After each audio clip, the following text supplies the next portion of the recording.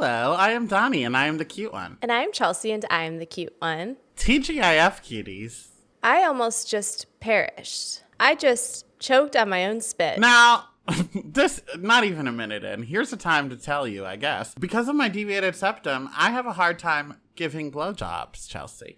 Because if something is in my mouth, I can't breathe through my nose. So then I choke on my own spit, too. I'm just trying to say I know what it feels That was you demonstrating empathy. You could walk a mile in my shoes because it's hard for you to give a blowjob. Well, there's no time like the present, and I do encourage you to maybe one day get that looked into because it does seem like it causes you quite a bit of trouble. I'm seeing a doctor on Thursday. So cuties, if you're listening, on Friday, I saw a doctor yesterday. Details to follow. But I have a full list. And it's at a gay clinic. So I'm going to say, if you expect me to live like a gay man and have sex, you need to fix my roast beef privates. You need to fix my migraines because I can't sleep. You need to fix my deviated septum because I can't give blowjobs. And you need to fix the mucus in my throat because I can't walk a block without gagging. And maybe let's add the butt flap, a.k.a. the hemorrhoid on the butthole. Yeah, while she's there looking anyway. I love that. Thank you. I'm proud of you for seeing a doctor. Will I do it? Absolutely not, but loving that journey for you. And you know what? If it was the migraines, for instance, that I've had for about 4 years, or this mucousy throat that I've had for about 10, if it's stuff like that, I will not see a doctor. But now that it's gotten in the way of my bedroom antics and I have roast beef privates, I need to see a doctor immediately. I'm like that. I'm vain. It's vanity based because I'm like, oh, IBS, I can shit my brains out in the privacy of my own bathroom. But if it's like, for example, our little friend, like if this friend sticks around long enough, I will be seeing a dermatologist. To the cuties that's just listening, she just pointed out her butt flap.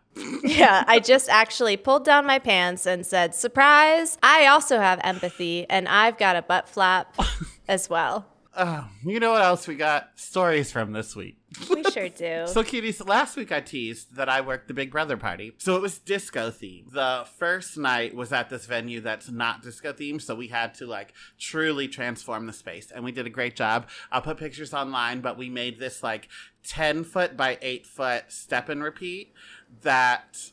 Let me break down how this went. It was crazy. You sent me a picture of the final product and then you like reversed the way that you're about to do now of like how you did it. And I hate to give you a compliment, but it was witchcraft. I take back everything I said last episode comparing you to Salem because you might be our very own Aunt Hilda. Thank you. Give me a clock shop or whatever the fuck she owns. I am crafty, but I do not like doing the same thing over and over. So, like, after the first 20 minutes, I was fully over it. But we took these foam installation boards that you would, like, put behind your wall in a house. We bought it at Home Depot, and I haven't been to Home Depot since I was dragged as a child and cried about it because I hate Home Depot. There's nothing I hate more than a Home Depot. The smell really hits you. I know that, like, a lot of memories are associated with smell, but Home Depot has a very specific type of, like, oh, we're all about to get into a fight scent. Yes. It's like parents are at their worst when they're there because usually it means something in their home is falling apart. So then they need to replace it or fix it. So they're there. And if the parent is at Home Depot and they don't hire someone to fix it, that means they already don't know what the fuck they're doing. So it's just a lot of tension. And then you have that scent. And then it's like all the MAGA people ever made are shopping there at the same time as you and possibly working there as well. It's just a lot of that. And the only safe space are lesbians. But back in my childhood days, I didn't know to turn to them for help. When you know better, you do better. You're right. And that's why I think this time I didn't hate it so much. Azza from Big Brother 23, she is the one that throws the events. And years prior, I had only worked the door. Work the door, work the door, work the door. This year, I got an upgrade to talent management and security. I called myself that. No one gave me that title. But also, like, helped her set up, make the decorations, etc. So we went on some adventures. So last week, she came to New York, and we went to the Home Depot in Manhattan. It's a mini Home Depot because it is in Manhattan. It's like a boutique of Home Depot. So it's like hammers, nails, and wood. And like this thing that we needed, they had like 2x2 of them, but not 10 by whatever. So we were like, this is not going to work. Where can we go? And the guy said, well, there's a Home Depot in Queens that is only 3 stops away on the subway. This was 11 o'clock a.m. now. And Ozzy said, are you hungry? And I said, I could eat. Cuties listened to our Patreon this week to see what that means. I said, I could eat. And she was like, okay, let's have breakfast. So we stopped from 11 to 12, stopped working. We met at 10 o'clock. At this point, we're at noon. Nothing had been accomplished. So then we left eating our breakfast at noon, went to this place in Queens that was not 3 stops away. It was about 8. So then we got to Queens. They did have these things. We purchased them. Then we said, these are literally 10 feet tall. How the fuck are we going to get this back into the subway? So we called it Uber XL. It almost fit in the car. The guy was like, if you're willing to leave the trunk open, we can do it. And I was like, that makes me very nervous. And that was with the seats down. So she and I would have to take another car. He was just going to drive these things on the highway with no guests in it and just these things. So I was like, that makes me nervous. He said, or I can tie them to the roof like you're going on vacation with a Christmas tree. So I said, let's do that. So Ozzy sat in the back seat. I sat in the front. And then these foam, I cannot repeat it again, foam boards were tied to the roof. So when we drove down the highway, did they fold up? Started to, yeah. So then I had to, for a half hour on the highway, hold it down like this. Donny, you have muscles from... That! It's not on this arm. It's only this arm. You have like one Popeye arm. Yeah, I truly felt like I was on the challenge. You are ready for Big Brother yourself. I am. And she knows that I want to be on it. So she, number one, was giving me tea. She said that like people that go in thinking they're fully mentally sound, you get out in late September, early October.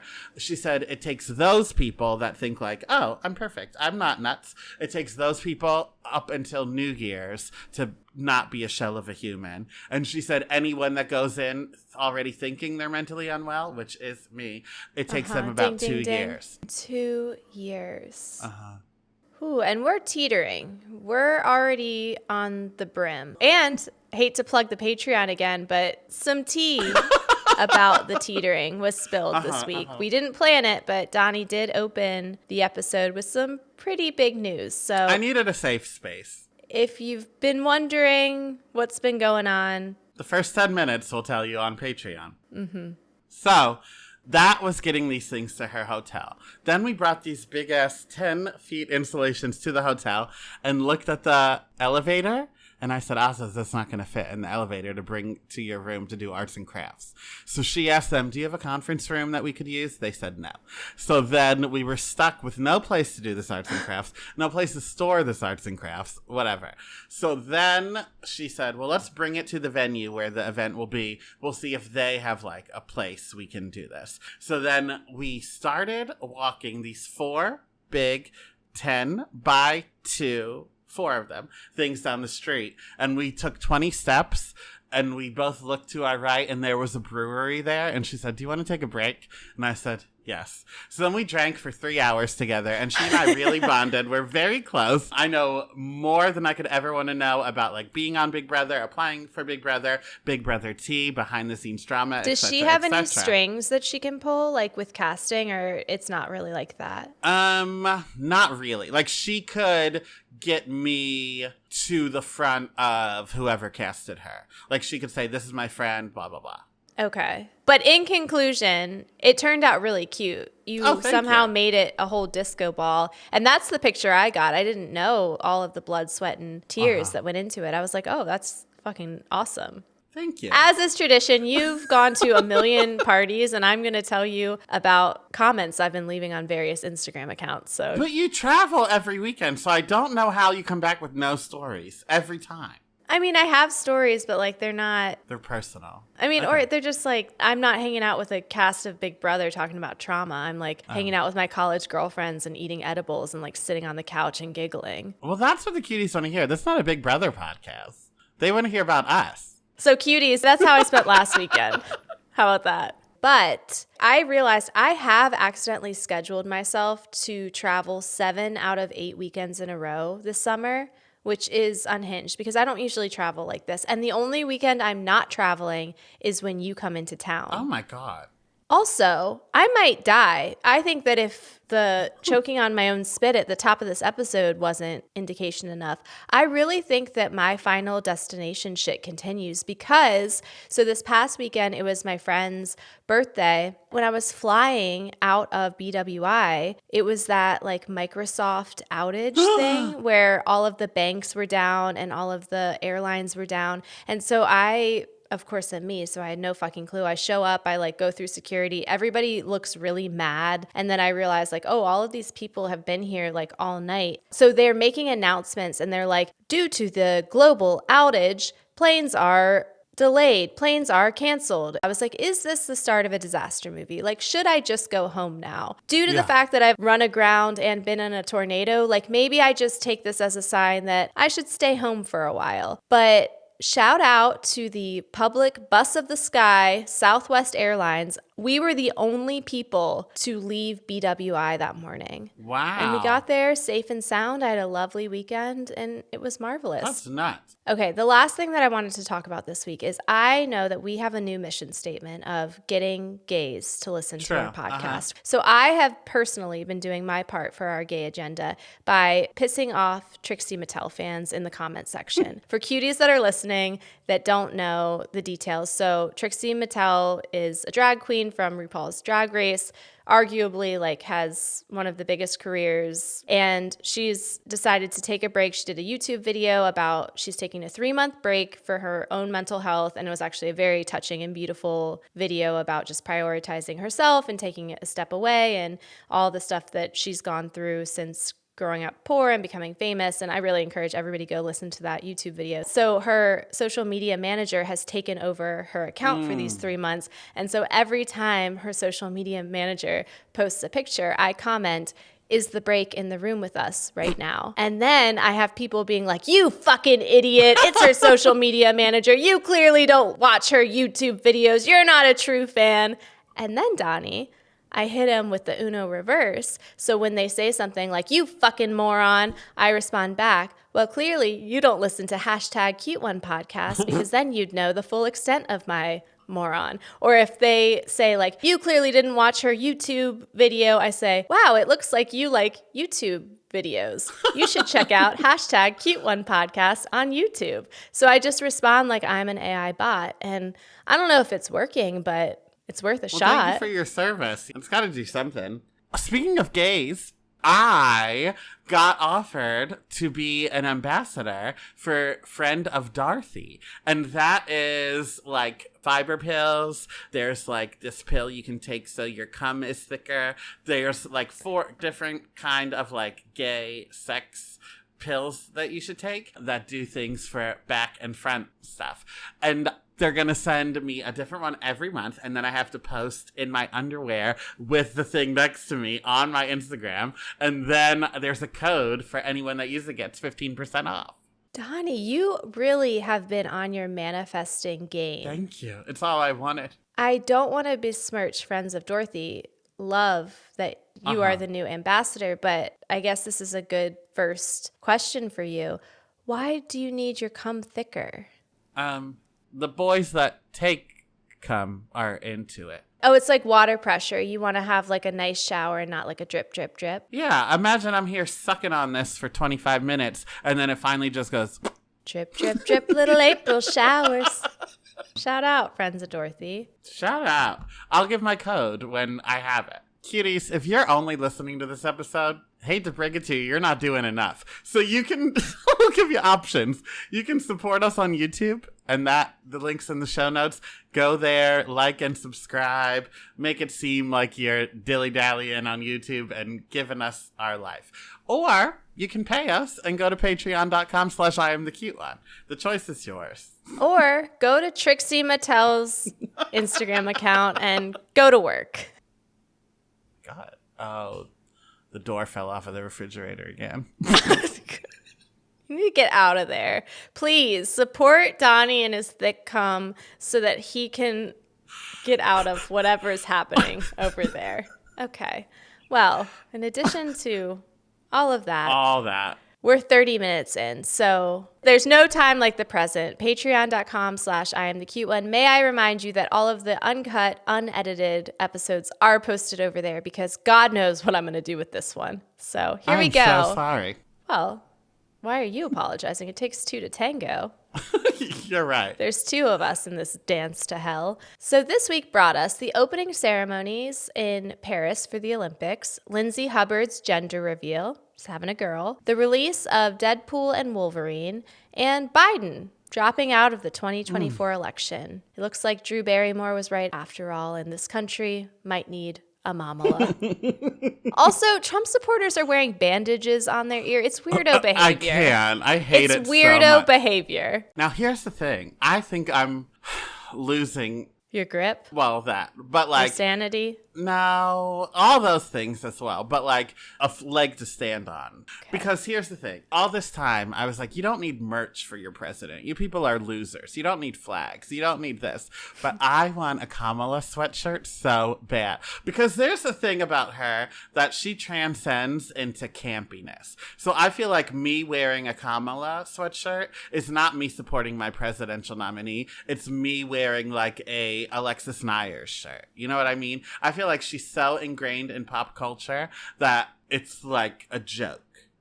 But at the same time, she is who I'm voting for. Yeah, I did see a tweet that was like, Kamala, if you're reading this, I urge you, do not acknowledge the coconuts. The children will turn on you. It's so wild because a couple of weeks ago, I was telling Dr. Bald, who is not online, as someone who is chronically online, sometimes I do feel like I am living in the upside down and I'm speaking a different language to him when I'm trying to explain, I don't know, like a certain specific soundbite or meme. But I was like, it's the weirdest thing. There's all of these coconut memes and it's getting a lot of traction. And I feel like they're soft launching, like how it would do for the chronically online and Gen Z if she were to take over. And he was like, you're crazy. And he's like well informed. Like he knows what he's talking about. And I certainly the fuck don't. And I felt so validated. We were talking today and he was like, you know what? I really think I underestimated what you were saying about online culture. And I was like, no, this is like the most chronically online election yet. And it's so wild to see. It is. Like we also simultaneously have Hulk Hogan endorsing Trump.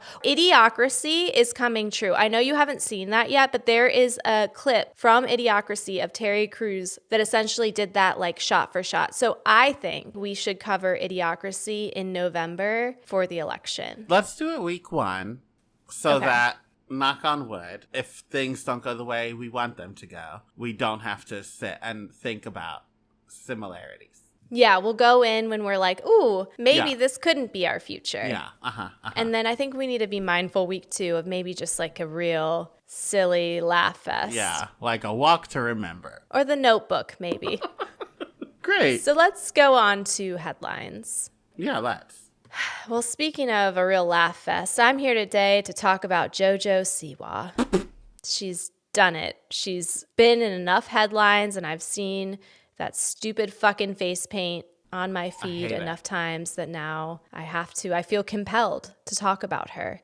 So Jojo Siwa reveals plans for triplets, in quotes, with 3 surrogates. The Dance Moms alum, 21, says she wants to have 3 babies carried and delivered by 3 different surrogates. Because I'm gay and I have to plan a pregnancy much different than a straight person, I actually want to take 3 eggs, fertilize those eggs, and have 3 surrogates. So technically they'll be from the same batch, but they would be born separately, the Karma singer continued. Then maybe their little birthdays will land on different days and they can be triplets, but like not. I hate her.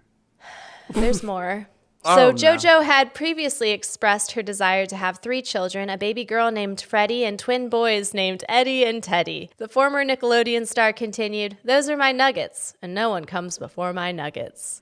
First of all, surely there could be different names than baby Freddie, Eddie, and Teddy. That's sick. This is a Nickelodeon star that should know her herstory to know we're playing with fire in the Ed, and Eddie universe. Did you see they are similar? I am at the root that you're at, but then the branch I did is...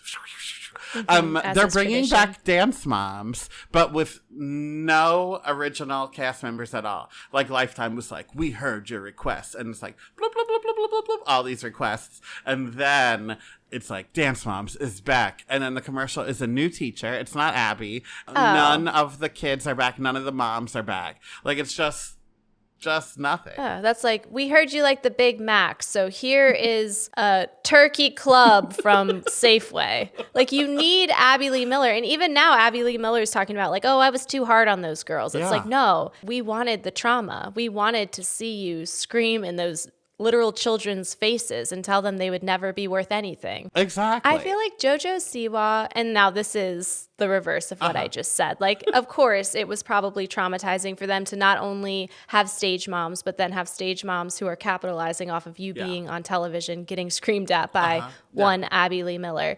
But I feel like Jojo Siwa is an example of a child who nobody ever listened to because she was just a vessel for dancing and money and fame. And so now, as an adult, she won't shut the fuck up. Is this PR, or is she just really like this unhinged and like out of touch with reality? Because I know people do keep comparing it to the Miley Cyrus Bangers finger foam era, but I always felt like with Miley Cyrus there was a wink and a nod, or at the very least there was a coolness there. The coolness was appropriating Black culture. So like, well, she shouldn't have been doing it, but like that is there for some people, just not for you to be in, Miley Cyrus. Or like there's still a target audience there, but just not one that you should be selling us. But whatever JoJo is doing, like who is the target audience? People that sell epilepsy medicine. I don't know. I'm like, is this girl having a seizure? Is she okay? The only thing I can think is maybe it is Miley adjacent.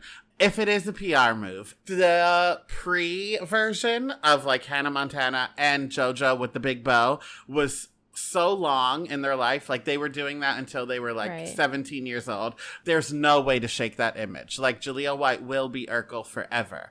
But I think if you come out and do the opposite of that, then that is like what people are seeing, and they just want you to stop doing this. Like JoJo, you can do whatever the fuck you want except this. Kiss frontman singer, that dance, like whatever you're doing, don't.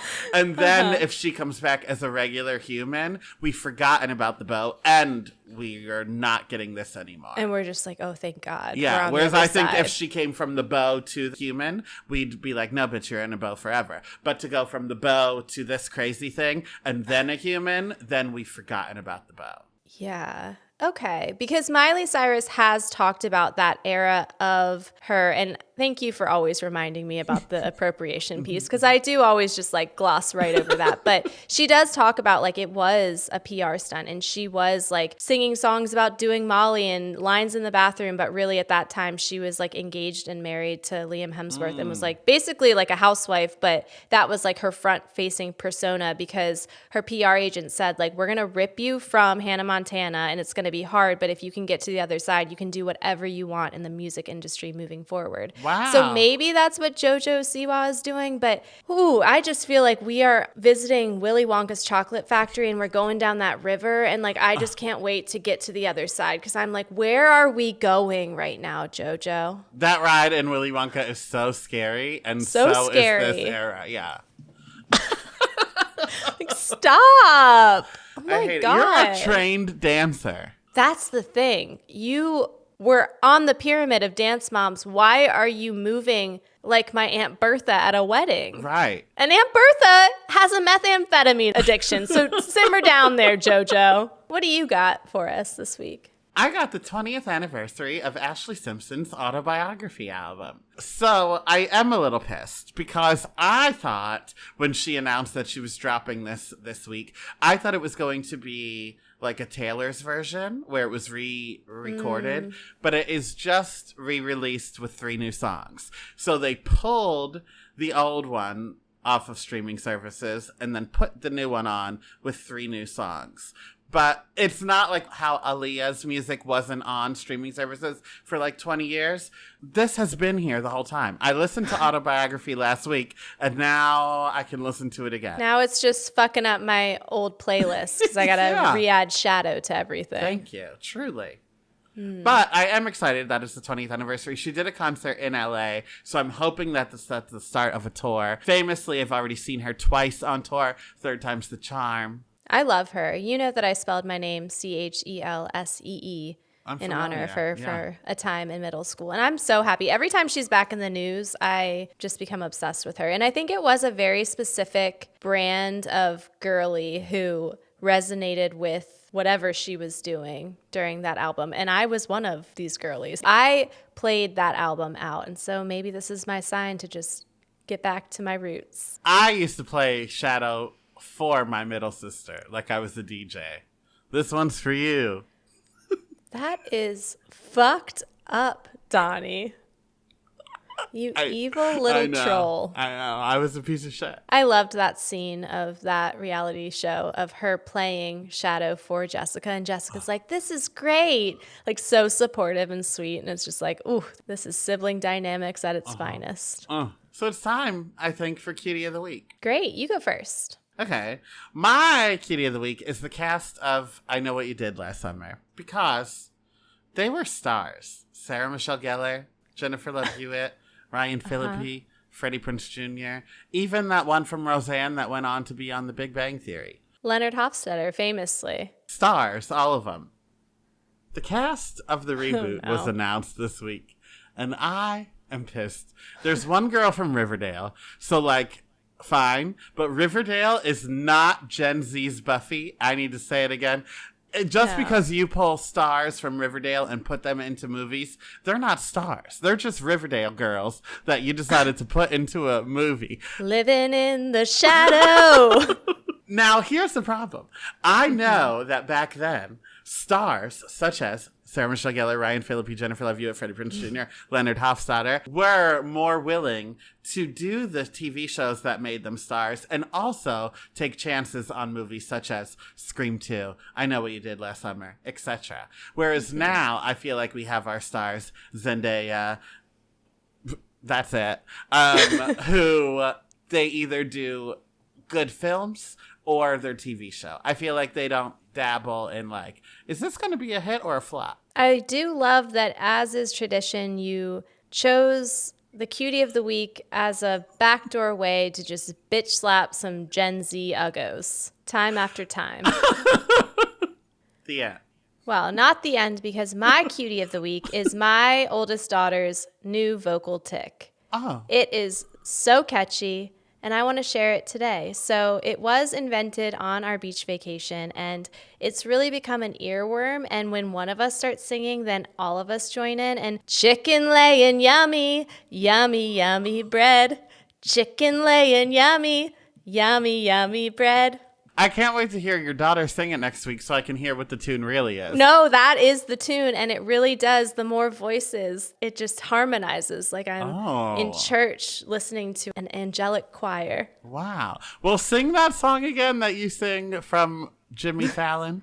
Won't you pop my balloon? That is not the tune. I know. And on that, cuties, go to YouTube. Links in the show notes. Go to Patreon. Links in the show notes. Go wherever you want to go.